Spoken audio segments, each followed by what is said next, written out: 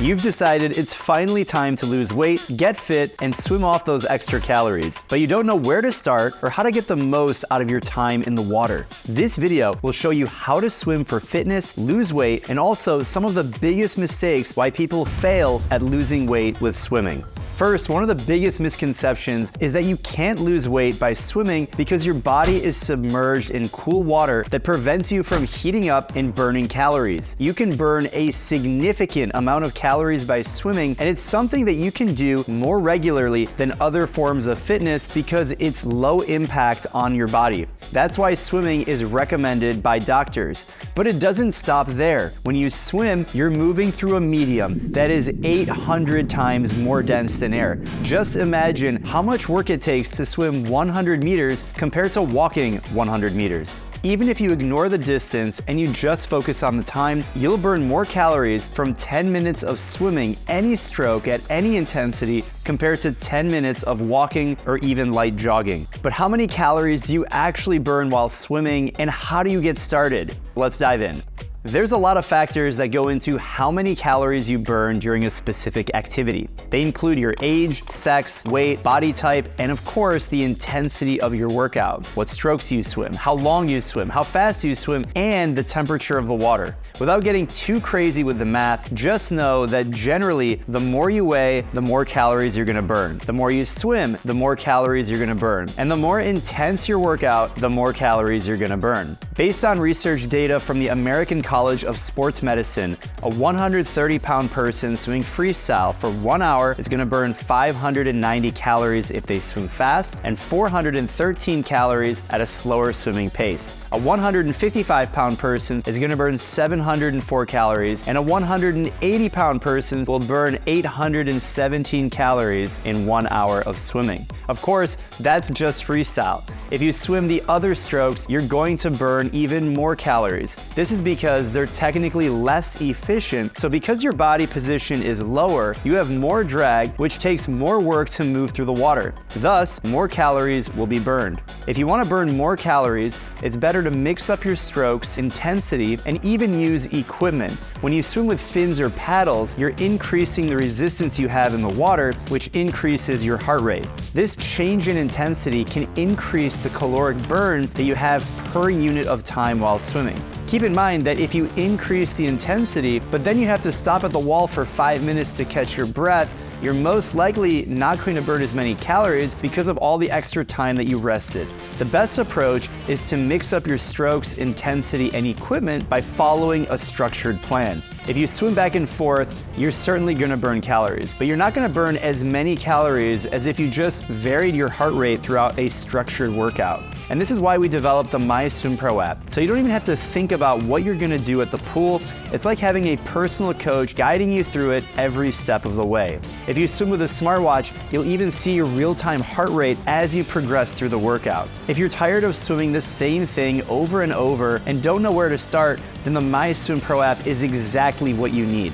If you want to build your own plan or train with a team, here are a few things to think about so you can structure your time in the pool to burn the most calories. First, you'll want to make sure that you know what the workout is before you even get in the water and swim.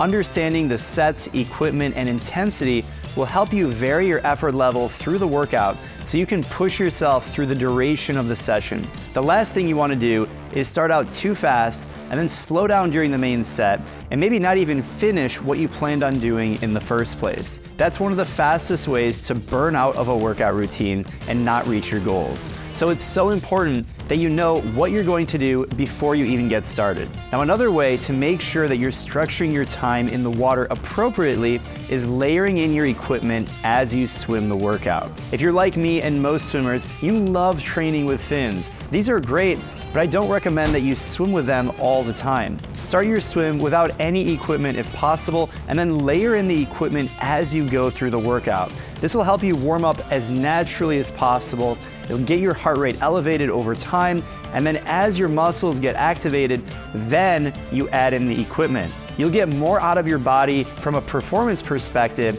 and you'll burn more calories because your muscles are already better warmed up using the equipment. I know it can be tempting to reach for your equipment bag the second you get to the pool, but if you can be patient and add them later, you're more likely to finish the workout on a positive note, swimming faster and with a higher intensity, which is going to burn more calories. And the other thing to keep in mind when it comes to burning more calories while swimming is your frequency of training. If you swim only once per week, it's going to be really hard to find a routine and a feel for the water.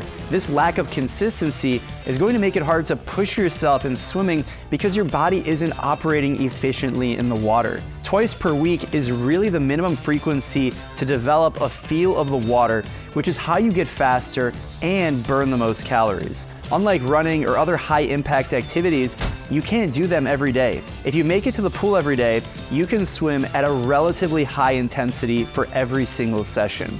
And this will not only develop your feel of the water, but also give you a routine that you can push yourself on a regular basis. Now, I know this all sounds great, but then why do most people fail when it comes to swimming for fitness and weight loss? And the answer is actually quite simple, and it has nothing to do with swimming and everything to do with eating. Losing weight and keeping it off needs to be a healthy balance of staying active while also not overeating. Now, this is really hard because swimming makes you hungry, really hungry. Swimming is a total body workout, and because all of your muscles are firing while you swim, it can make you feel more hungry than you actually are. If you're not eating nutritious foods, it's really easy to overeat, and then you might actually gain weight. Sometimes this weight gain is just new muscle, but if you're not aware of what you're eating, this is just extra weight that you're putting on because you're overeating. Now, most of the time, you're going to feel hungry, but you're really not as hungry as you think you are.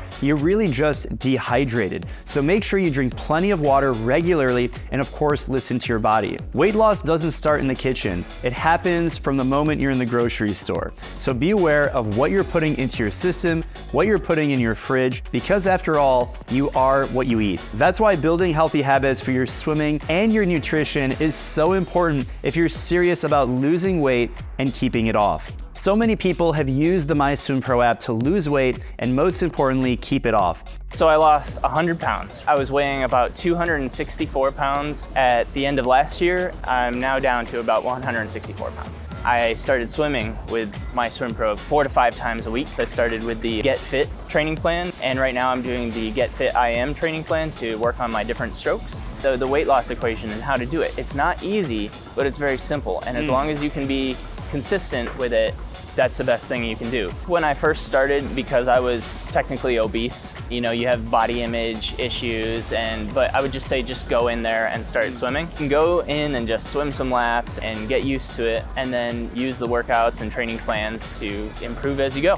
I hope you're as inspired as we are by their stories, and we can't wait to welcome you to the community and push you towards reaching your goals.